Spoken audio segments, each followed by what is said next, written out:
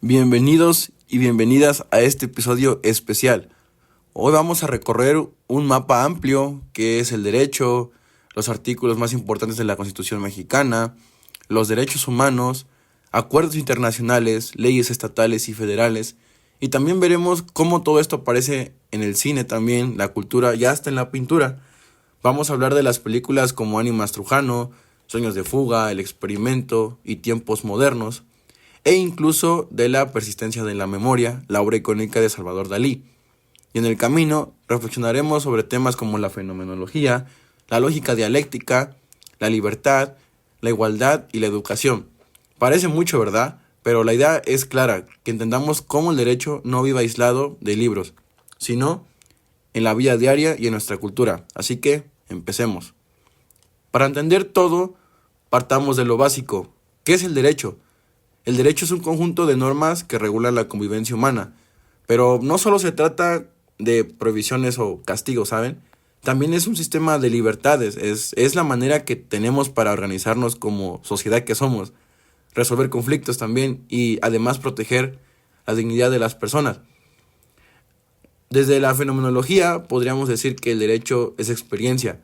Lo vivimos cuando sentimos que alguien nos respeta o al contrario cuando sentimos alguna injusticia hacia nosotros. Desde la lógica dialéctica, el derecho es tensión. Siempre hay fuerzas opuestas como individuo, contra Estado, libertad, contra autoridad, tradición, como contra progreso, y de ese choque nacen las leyes. Pensemos un ejemplo, cuando alguien ejerce su derecho a la libertad de expresión, pero otro se siente ofendido o vulnerado, ¿qué prevalece? Ahí entra el derecho como mediador, buscando ese equilibrio. Es un proceso dinámico y en constante construcción. La Constitución mexicana es nuestra carta de navegación. Voy a destacar algunos artículos clave. Empezamos con el artículo 1, que básicamente todos los derechos humanos son universales, interdependientes, indivisibles y progresivos.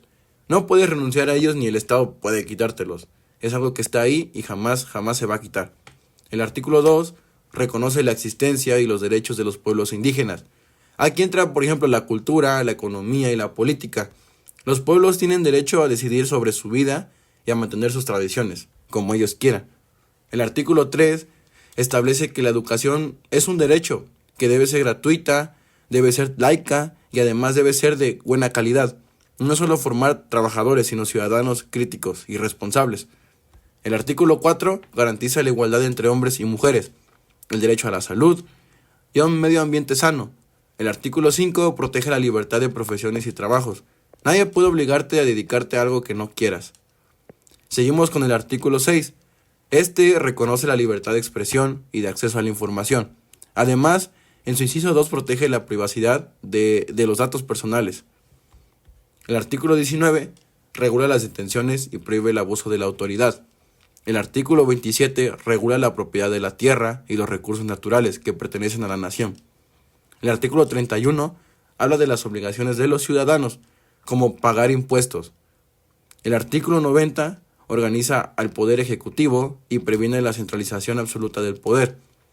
En el artículo 126 prohíbe gastar dinero público que no haya sido aprobado en el presupuesto claramente. Y por último, el artículo 135 nos dice cómo se reforma la Constitución.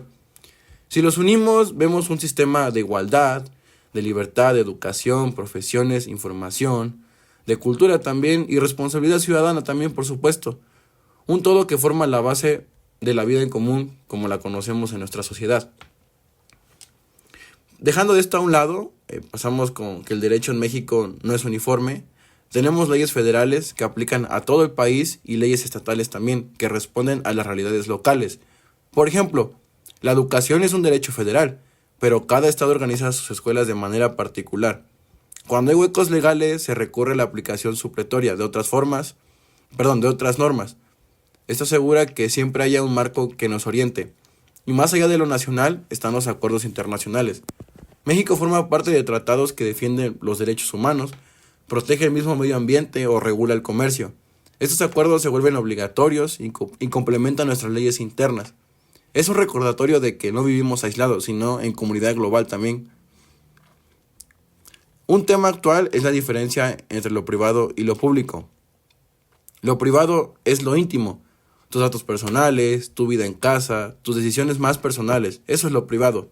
Lo público es lo que compartes, lo que publicas en redes sociales, tu comportamiento en comunidad y lo que afecta a otros. Los sujetos obligados, como el gobierno, por ejemplo, deben proteger tus datos y tu información personal. Incluso la posesión de particulares tiene límites, ¿saben? Lo que poseemos nunca puede estar por encima del bien común. Aquí aparece un principio central, que son los derechos irrenunciables. Nadie puede renunciar a su dignidad, mucho menos a su libertad y a la igualdad tampoco. Son inherentes a la condición humana, y ni el Estado ni la sociedad pueden quitártelos. Esos van ahí fijos. El derecho también se refleja en el cine y en el arte, por si no sabían. En Ánimas Trujano, que es una película, vemos cómo las tradiciones culturales y las estructuras de poder local afectan la vida de las personas. Aquí resuena el artículo 2 sobre los pueblos indígenas y la diversidad cultural. En la siguiente película, que son Sueños de fuga, la prisión simboliza el abuso del poder, por ejemplo, y la necesidad también de justicia. Nos conecta con el artículo 19, que protege contra detenciones injustas. En El Experimento, en esta película observamos cómo la centralización del poder corrompe y genera violencia. Es un espejo del peligro que combate el artículo 90. Y por último, en tiempos modernos, Chaplin critica la explotación laboral y la alineación en el trabajo. Esto se relaciona con el artículo 5, sobre la libertad de profesión y la dignidad laboral. Y por último, en el arte, en la persistencia de la memoria, que es de Dalí, nos recuerda que el tiempo es muy relativo. El derecho también es memoria, arrastra la historia, evoluciona, pero nunca se borra del todo. Cada reforma constitucional es como un nuevo trazo sobre un lienzo que ya tiene capas previas. Hoy vimos que el derecho no es una materia aburrida, sino un sistema vivo que conecta con la cultura, que conecta con el arte, la política y además la economía. Desde la Constitución y sus artículos clave hasta las películas y obras que nos hacen reflexionar. Todo nos recuerda que el derecho busca un mismo fin, que vivamos en dignidad, libertad y justicia.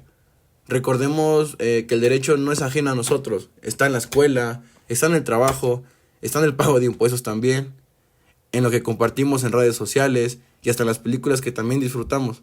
Espero que este recorrido haya sido útil y motivador. Si les gustó este episodio, pues ya saben, compártanlo. Así que nos escuchamos en el próximo capítulo. Hasta pronto.